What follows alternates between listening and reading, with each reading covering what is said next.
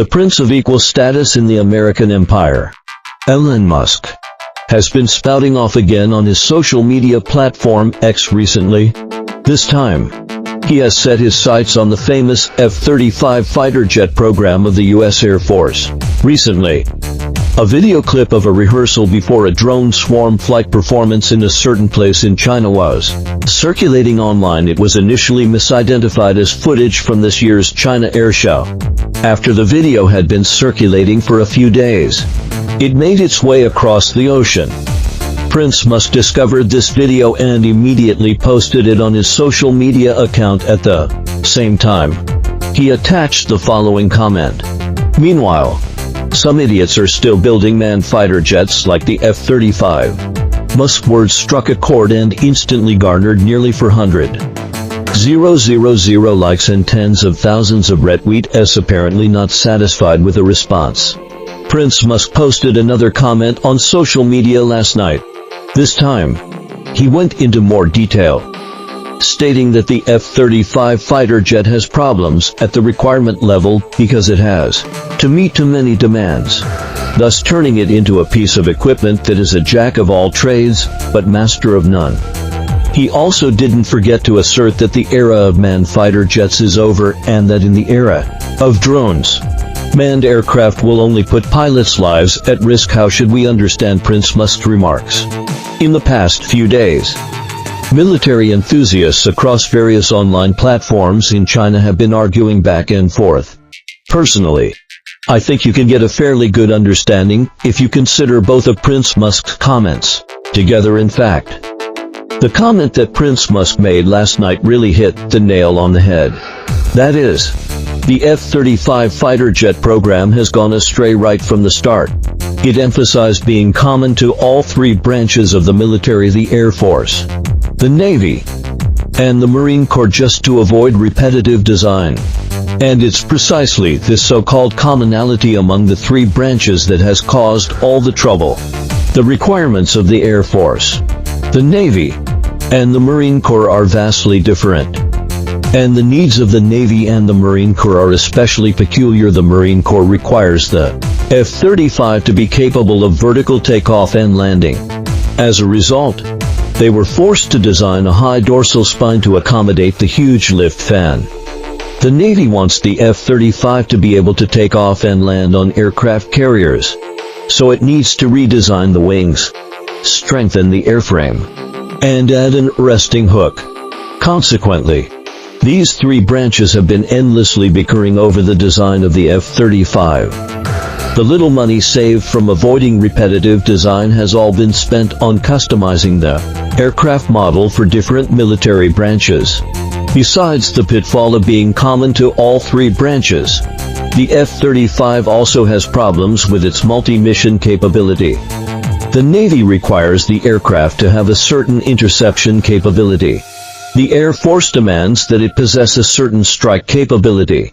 And the Marine Corps wants the aircraft to be a ground attack aircraft similar to the F-8B. Meanwhile, in order to cut costs, the single-engine configuration couldn't be changed, and neither could the unit procurement price. As a result, the configuration of the F-35 has become increasingly strange. In particular, to ensure that the bomb bay can carry a 2,000-pound heavy payload as required by the Air Force, the underside of the F-35 has been made bumpy and uneven, transforming it from the good-looking handsome guy in the X-35 stage into the so-called fat, electric in legend. For the ability to conduct strikes against surface targets and to ensure that the thrust-to-weight ratio of the aircraft doesn't look too bad under the single-engine configuration. The performance of the aircraft engine chosen for the F-35 has made huge compromises. And so has its supersonic maneuverability. A fifth-generation fighter jet, which should originally have focused on the right side of the flight envelope in terms of maneuverability, has now become one that emphasizes the left side of the flight envelope instead. All in all, the F-35 fighter jet has ended up being mediocre in terms of its tactical performance, especially its supersonic maneuverability, which is extremely important for a fifth-generation fighter jet. has instead become a fatal flaw of the F-35. This has forced the U.S. to constantly consider replacing the engine with a variable cycle engine in the block for upgrade. The flyaway price of the F-35 doesn't seem high, but the lion's share of the cost lies in the subsequent maintenance and servicing provided by Lockheed Martin.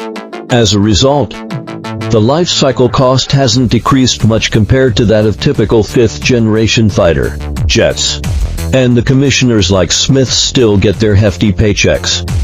The root cause lies in the unrealistic designs for commonality among the three branches of the military and for multi-mission capabilities when the U.S. military promoted the JSF program back then. Therefore, in this sense, Prince Musk's incisive comments on the F-35 and his assertion that the F-35 is a piece of equipment that tries to meet too many requirements and ends up doing nothing well are correct. Of course, such an assertion isn't really news anymore. Basically, it has become something of a consensus among researchers on both sides of the ocean. Will drones replace manned aircraft?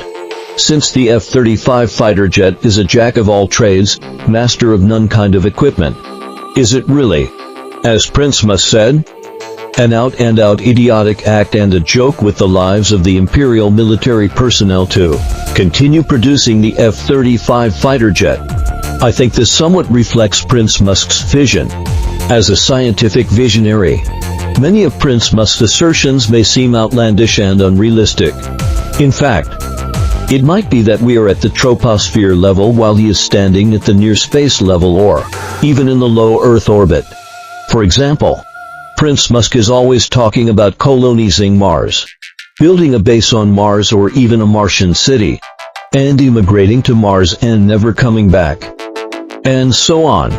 From a long-term perspective, this is bound to happen within the next 100 years or so. Therefore, it is also inevitable that drones will be produced to replace manned aircraft in air combat.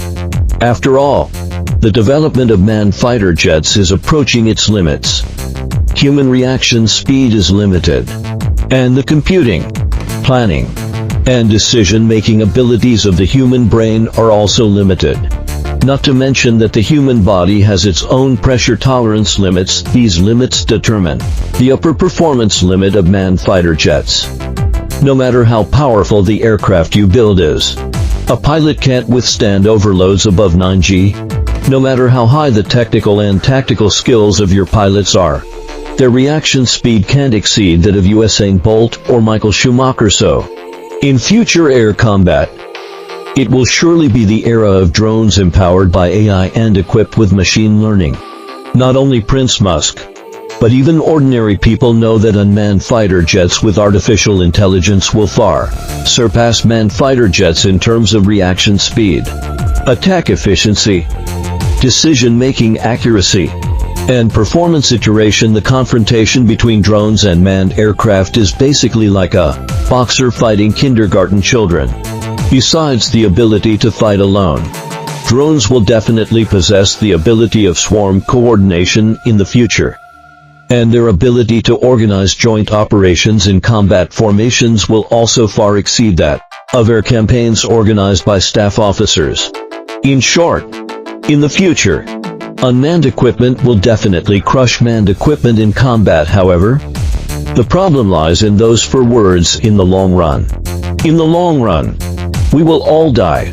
But does that mean we don't have to live a good life now? In the long run, unmanned fighter jets will inevitably replace manned fighter jets. But does that mean that we don't need any manned fighter jets now and everyone should just build drones instead? Obviously, that's not the case. And this is a common problem among scientific visionaries. After all, from the perspective of the development of drones, the current drones have undergone earth-shaking changes compared not only to those 20 years ago, but even to those 10 years ago. However, problems still remain and have gradually reached a development bottleneck, that is, what everyone wants to achieve. Namely, artificial intelligence plus machine learning is not that easy to accomplish, and there is a computing power bottleneck. The avionics system on a drone can't possibly be equipped with a supercomputer. If it's equipped with a microcomputer, it won't be able to reach the level of artificial intelligence that we need therefore. Although major military powers around the world have already launched multiple unmanned fighter jet, loyal wingmen, and intelligent air combat projects, the progress of these projects is more or less the same. And even the technical bottlenecks are quite similar currently. Everyone's solution strategies are also similar. That is to utilize cloud computing technology and communication relay equipment, with a computing power center placed on the ground. Only receiving terminals are installed on the drones, and all the drones are controlled from the ground. And for this kind of communication relay equipment, the most likely options are strategic-level airborne communication base stations and constellations of near-Earth orbit communication satellites. This has once again highlighted the status of Prince Musk's Starlink. For this reason, in terms of the construction of constellations of near-Earth orbit satellites, we are now striving to catch up. This is definitely a strategic high ground in future military technology.